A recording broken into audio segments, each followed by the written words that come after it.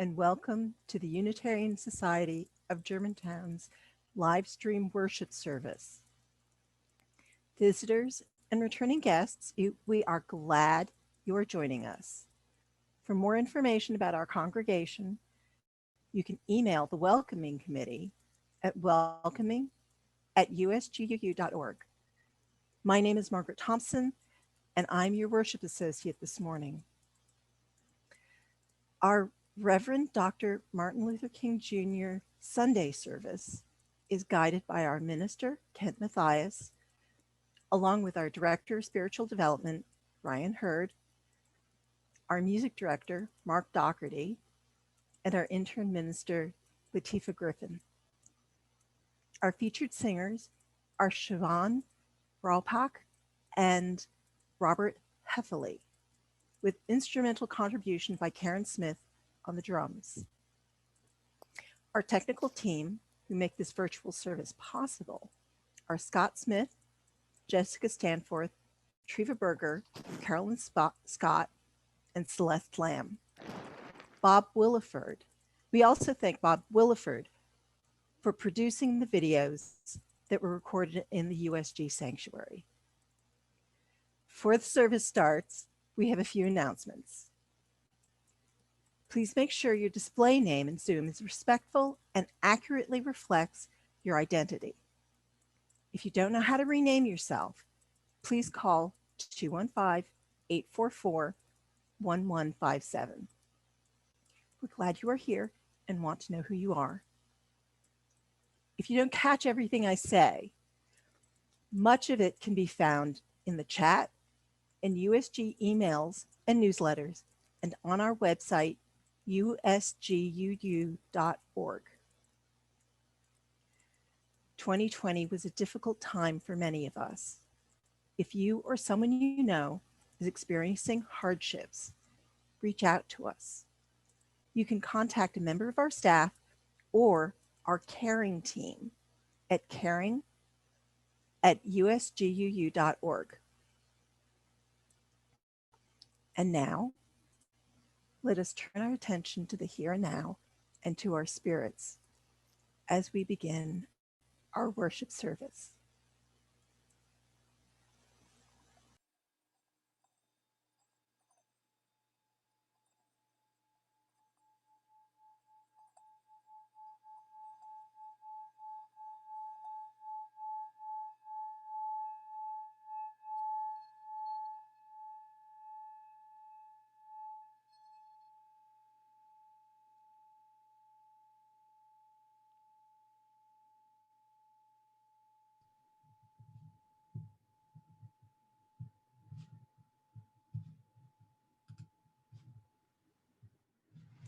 Let us wake up, not just from our Sunday morning exhaustion, from that wish for a few more drowsy moments in bed.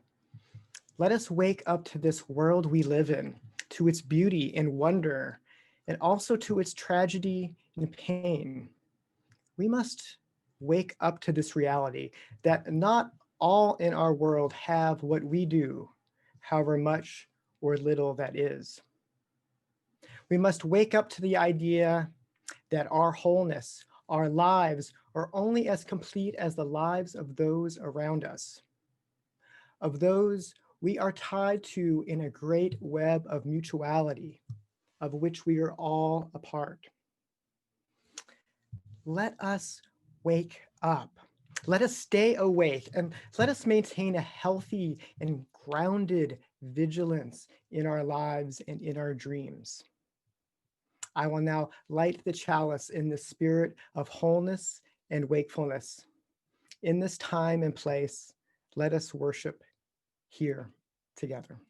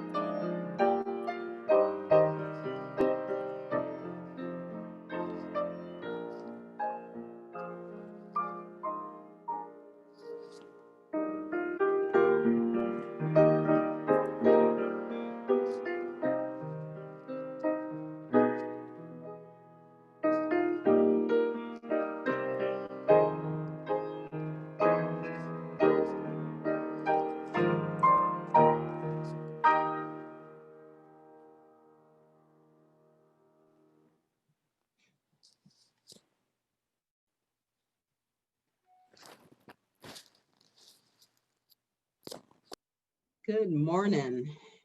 I'm Latifah Griffin, the intern minister here at USG. It is now time for the story of all ages. Today's story is called Wake Up to Injustice by Gail Forsyth Vale, and it was created collaboratively by several religious educators. Families, I need your help this morning. As I am nearing the end of the story, I'm going to need your help motivating the congregation to wake up to injustice. So I'm going to invite you to say it with me. So at that time, unmute yourself and we'll all say it in unison. We'll say it about 3 or 4 times. So children and families, congregation. All right, so me, children and family, congregation. All right, so now that we may be a bit unclear about the instructions, we're going to get started with the story. All right, so the story. There was a man named Rip Van Winkle, right, who liked to share stories and was kind to children, but he avoided hard work or anything he thought was unpleasant. One day, as the story goes, he found a nice grassy place on a mountain and he fell asleep. But this was no ordinary nap, right? Rip Van Winkle slept for over 20 years. 20 years. What do you suppose he missed? I mean, just 20 years. I mean, you miss a whole lot in 20 years. As a matter of fact, the most important thing that Rip Van Winkle missed was the American Revolution. When he went up to the mountain, he lived in a British colony. When he came down 20 years later, he lived in the new United States. Whew. This is an old and famous story, but would you be surprised to know that it was a favorite of the Reverend Dr. Martin Luther King? It was one he told a lot. And as a matter of fact, he told it to a huge crowd of Unitarian Universalists in 1966, about 50 some odd years ago. He talked about the civil rights movement and urged all of those that heard him to wake up and to not sleep through the big changes that were happening all around as Black people and their supporters worked to gain equal rights. He asked white people in particular not to be asleep and ignore injustice. He urged people to wake up. So, well, in the last few years, a new set of leaders from the African-American community are sending the same message Reverend Dr. King sent 50 plus years ago. Wake up. Many of the injustices, many of the unfairnesses are still here today. And there are some new injustices, and it's time to wake up. So families and young people, I'm going to ask you to help me deliver this message to the Unitarian Universalists who are sitting right here in our virtual sanctuary with us. Can you help me wake everyone up? So let's practice saying, wake up to injustice. Wake up. Wake up to to injustice. I love it. Wake up to to injustice. injustice. Wake up to Wake injustice. up to to injustice. injustice. I love it. I love it. Wake up Wake up to injustice. Wake up to Wake injustice. up to Wake up injustice. to injustice. Wake Wake up up to to injustice. Wake injustice. up. Wake Wake up. up Wake up. to injustice. Wake up to Got to injustice. wake up. Wake Wake up up. to injustice. Wake up. Wake up. Wake up To to injustice. injustice. Thank you. Thank you. Now, there are many people who have not been paying attention and who have been asleep and are waking up to injustice thanks to the shifts in society today. So today might be a great day to talk with your children and your family about the times you've woken up to injustice. Perhaps it was when you were a child, or perhaps it was when you joined this very congregation. In honorance and remembrance of Reverend Dr. King, let's wake up, children. There's plenty of work to do. Blessed be.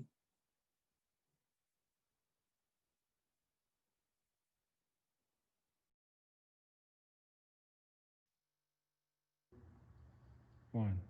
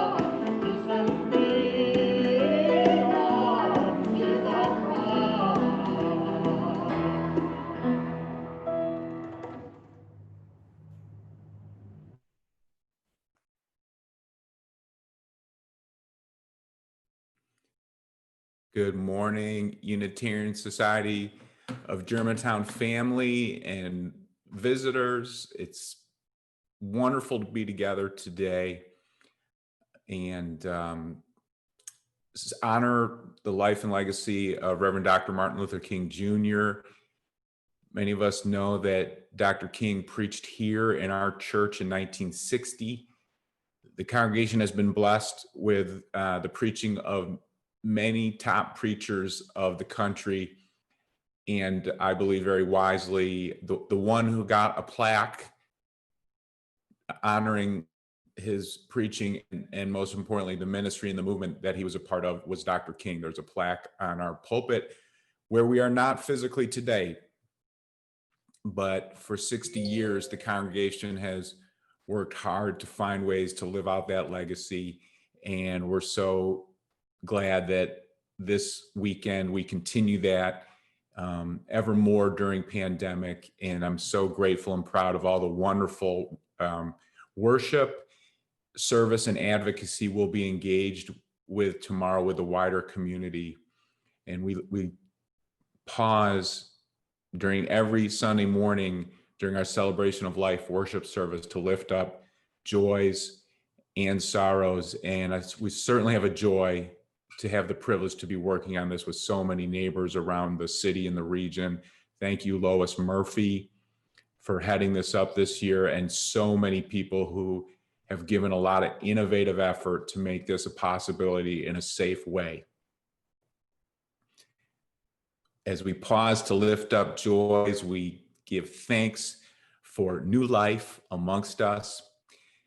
Joe Bernstein and Tegan Hagee have named their new baby boy, Micah. And we are so grateful that everybody's healthy and at home and thriving and nurturing one another. Nurture that little baby up, baby Micah. We give thanks for everybody in the region and around the country and the world that continues to work to make our lives possible, from folks growing food, picking, transporting food, storing food, selling food, cooking food, the postal workers, the firefighters, the list goes on and on. We can never pause too much of being grateful for everybody who's sacrificing to help us continue during these challenging times. These are challenging times, and we lift up the folks that are struggling, and there are more than we name. So I invite you to pause and lift up to the light those that you know who are struggling right now. We lift up Keisha Rogers, our wonderful intern minister's partner. Latifah's partner, Keisha, has been in and out of the hospital with kidney problems. Glad to report she's home again after another couple days in the hospital this week. We're sending you love, Keisha. We lift up Tom Ott, who continues to recover from difficult car accident, and amongst others of our folks who are recovering from COVID, Myra Silver, Maggie Chapman, and Dagmar Hollis. We lift up all these joys and sorrows as well as those left unspoken in our hearts to the light.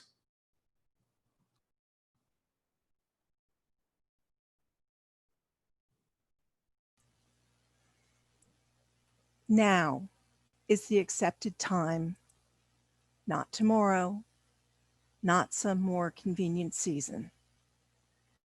It is today that our best work can be done, and not some future day or future year.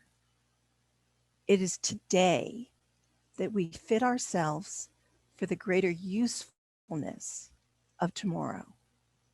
Today is the seed time. Now is the hours of work. And tomorrow comes the harvest and the playtime.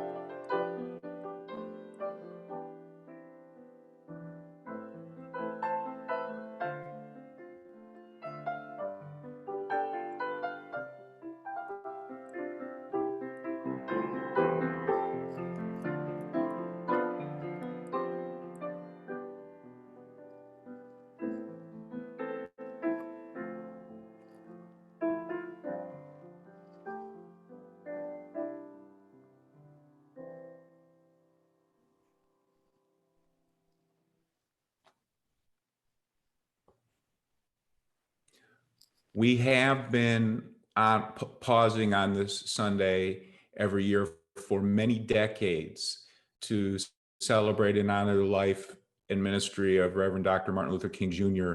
And I want to start by honoring the folks, the fact that in different conversations over the course of a number of years, I have heard various folks with tremendous commitment to justice wonder if this is become a little bit of a relic of the past. Has Dr. King's life and ministry been told enough and a time to focus on other things? That's a very legitimate conversation. I continue, of course, there are so many people who deserve examination and honoring. And it's also true, I believe that there still remains tremendous meaning and value in highlighting he and the movement's experiences and lessons, the challenges and the achievements for our nation and the world. We're about to see a video from an ABC News interview, television interview, took place in May of 1967. As we watch this, keep in mind this interview, we now know, looking back, took place approximately 11 months before Dr. King's assassination in April of 1968. This interview took place less than 3 years after major legislative accomplishments in the nation. Inspiring countless hearts and imaginations. Standing as a prophet on a mountaintop, he shared his dream of what could and ought to happen in our nation. The few short years afterwards saw the achievement of a number of critical victories. The coordinated work and sacrifices of a great cloud of witnesses pushed President Lyndon Baines Johnson to sign the Civil Rights Act into law in July of 1964, preventing employment discrimination. In August of 1965, LBJ signed the Voting Rights Act. Major accomplishments. Therefore, to some, it may have been surprising that in May of 1967, Dr. King gave this nationally televised interview where he vulnerably stated, "That dream I had that day, in many ways, has turned into a nightmare." The nightmare involved carrying the searing trauma of countless murders, including Medgar Evers, Jimmy Lee Jackson, Emmett Till, 4 girls in a Birmingham church, and on and on. The nightmare involved the personal toll on Martin himself. At the time of this interview, and actually throughout at least the entire last year of his life, Dr. King was described by close colleagues as despondent, obsessed with death, and on the verge of a complete breakdown. It is so heart-crushing to think back that that was his daily reality in his last year. 1 month before this interview, 1 year to the day before he was killed, Dr. King had delivered a highly controversial speech at Riverside Church in New York City with impassioned opposition to the Vietnam War. King delineated the nightmarish 3-headed monster there, which he would talk about tirelessly over his last year: militarism, racism, and poverty. That is the Kingian trilogy of evils in America: militarism, racism, and poverty. This analysis increased the opposition towards Dr. King from the right, both in terms of public discourse and violence, and it also put Dr. King painfully at odds with important leaders who had previously supported him, including Jesse Jackson, Thurgood Marshall, and Adam Clayton Powell. Many times over his last year, Dr. King was seen weeping silently. An unending nightmare it was. Tenacious, vitriolic pushback from the outside and turmoil within the civil rights movement. The raging war in Vietnam, killing Vietnamese civilians and crushing the body, minds, and souls of soldiers on both sides, including Black and brown American soldiers who would return to racism at home. And King's War on Poverty suffered from lackluster support to the point of embarrassment and major frustration.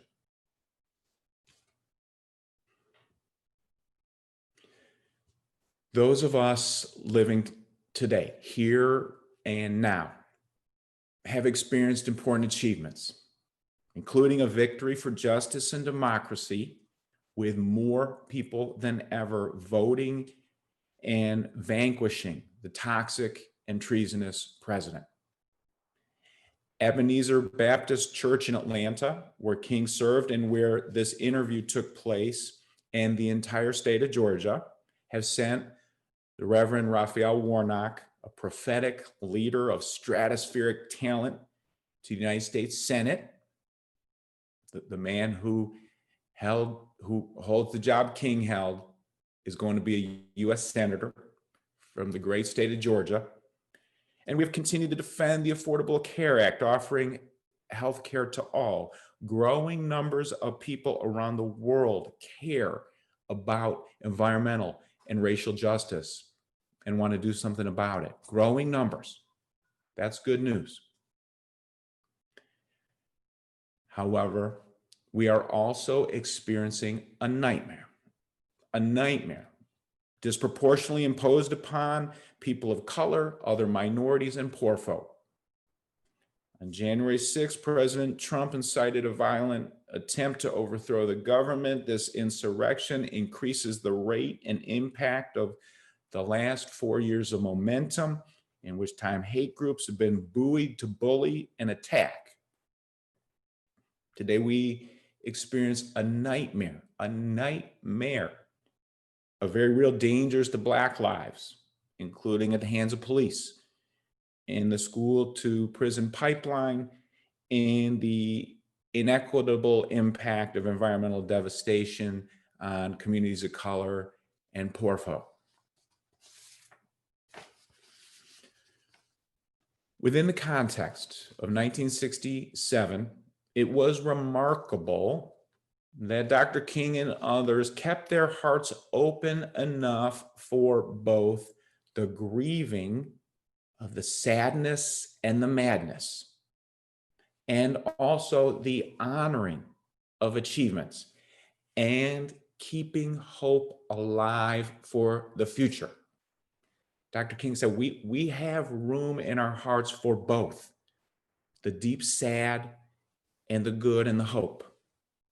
King let us know that there was room in our hearts for the nightmare and the visions of the dream. Throughout his life, including during times acknowledging nightmare conditions, Dr. King remained committed to the principles and purposes which he articulated in his 1964 Nobel Peace Prize acceptance speech. In that address to the world, Dr. King demonstrated moral imagination, professing his, quote, abiding faith in America and an audacious faith in the future of mankind. On that day in Oslo, King said, quote, I refuse to accept the idea that the isness of man's present nature makes him morally incapable of reaching up for the eternal oughtness that forever confronts him. I want to say that one more time from Dr. King in Oslo. He said, I refuse to accept the idea that the isness of man's present nature makes him morally incapable of reaching up for the eternal oughtness that forever confronts him. I refuse to accept the view that mankind is so tragically bound to the starless midnight of racism and war that the bright daybreak of peace and brotherhood can never become a reality. we know he would have used gender inclusive language if he was talking today. Today, we here and now are called upon to empower our own moral imagination and the moral imagination of our neighbors, and together, all of us figure out how to live a better tomorrow. Putting aside what King called the luxury of despair, we need honest assessment of personal, community, and national problems, including the nightmares, and with clear-eyed analysis and open-hearted faith, we can engage moral imagination for how we can reach our eternal oughtness, how we ought to be living our lives with love as one human family, blessed to live on and take care of our sacred Mother Earth. That is our calling.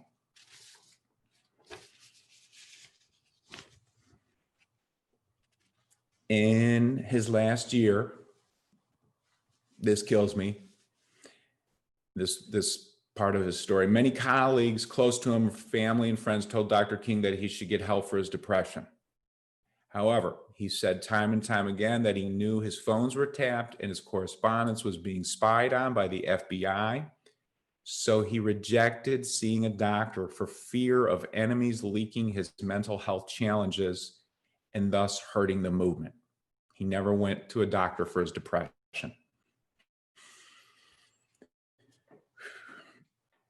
We are blessed. We don't have to make such a brutal sacrifice.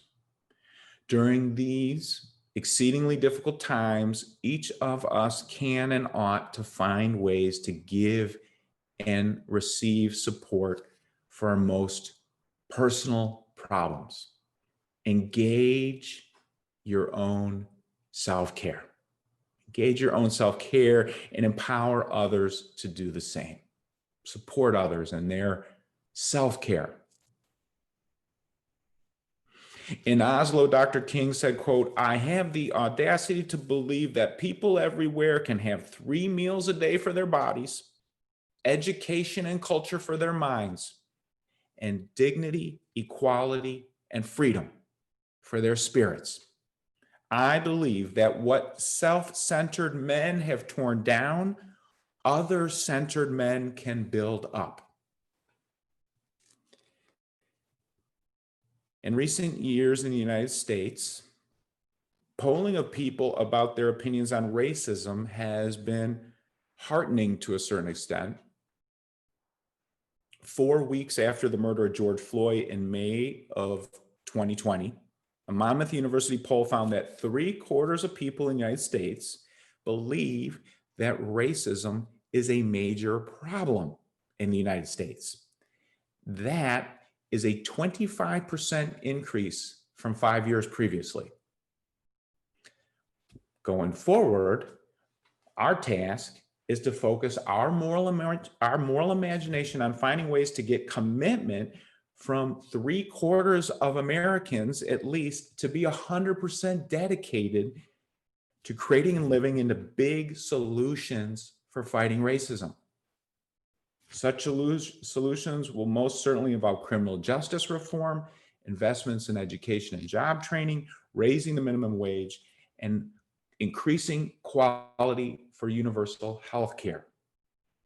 That is a lot to imagine and envision, and we'll likely go through more nightmare situations before we get there. I'd say no doubt, more nightmare ahead. And as Dr. Ibram Kendi suggests, while we're working on those systemic issues and changes, we can also make personal daily efforts in fighting racism. Continue to do that work if you are doing it, including with children in our lives. Dr. Kendi says parents can tell their brown children that their skin color does not make them any less than others. And parents can tell their white children that their skin color does not make them any better than others. we can all tell all children that they all have inherent dignity and worth. They are all children of God. We all have inherent dignity and worth. We all are children of God. That's good news in the gospel. What does your moral imagination conjure for building the dream into reality? We can and must harness all the body, mind, and spirit energy we have to face the intense wrongs of the day, build on the positives that do exist, and together make a better future. Knowing that without a doubt we have some difficult days ahead, we can pray, meditate, sing, ask for help, and tap into every resource at our avail. At some of the most difficult moments of his days, Dr. King picked up the phone and dialed Aretha Franklin. He knew who to call. Dr. King's nickname for her was Ree. He had known Aretha since she was 13 years old and on the gospel music circuit, including when she used to come as a teenager to sing at Daddy King's church before Martin's father preached in the pulpit. When Martin Luther King Jr. was on the road and visited Detroit, he often stayed at the Franklin House. When Dr. King's spirits were downtrodden, he would call Ree from the road and ask her to sing. He loved when she sang Respect. There's a lot of fun stories of him getting down and boogieing to Respect. He loved when she sang that old Thomas Dorsey spiritual. Precious Lord, take my hand. Lead me on. Let me stand. I am tired. I am weak. I am worn. Through the storm, through the night, lead me on to the light. Take my hand. Precious Lord, lead me home.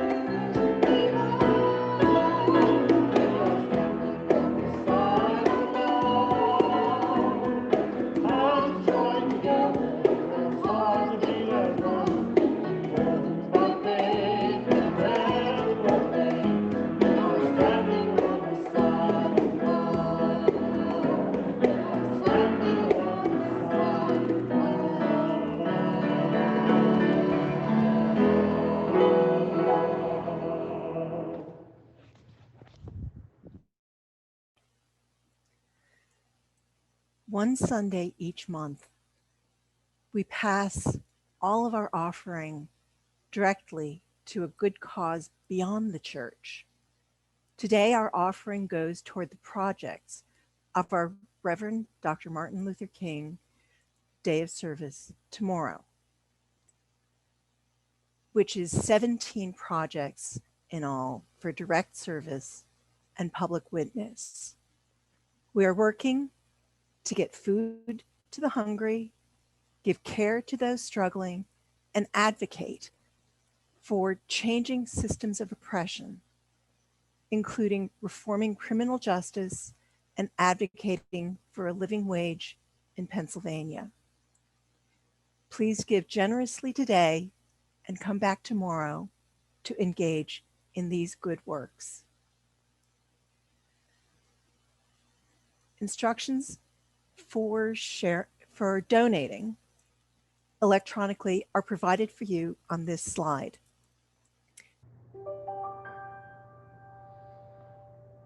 Sleep tonight,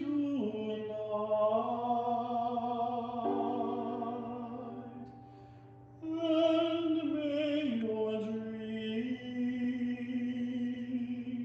be realized. If the thundercloud passes rain, so let it rain down on him.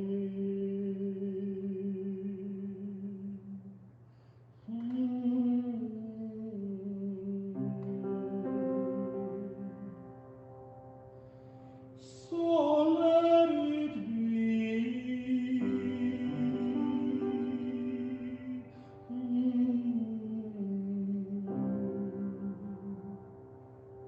So let it be.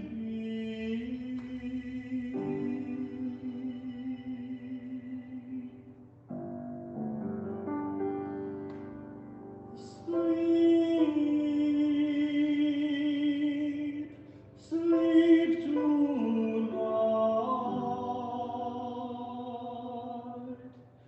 and may your dreams be realized. If the thundercloud passes rain, so let it rain. Let it rain.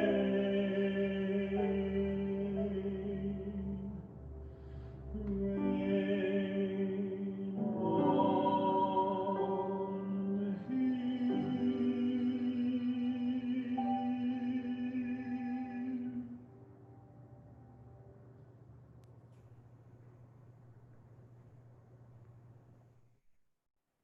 Friends, we are in for one more treat. I am so excited to share this with you. You may have seen it before, but Chapel Hill, North Carolina has a wonderful poet laureate, C.J. Suit. This is a wonderful artist who I've just learned about and look forward to connecting with his work more. C.J. Suit is an educator and poet, works a lot in the wider community with adults and children, has a specialty of working with youth and young adults who are incarcerated and as they are returning citizens to their communities. The calling of his life, he describes, is personal, helping people do personal exploration and growth and find their way to make an impact in social justice work. C.J. Suit gives our closing words today.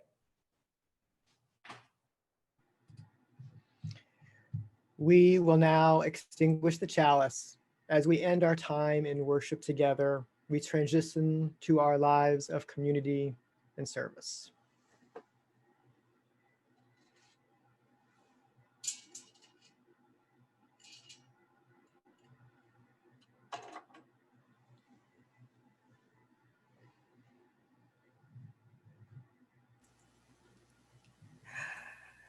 What a moving service.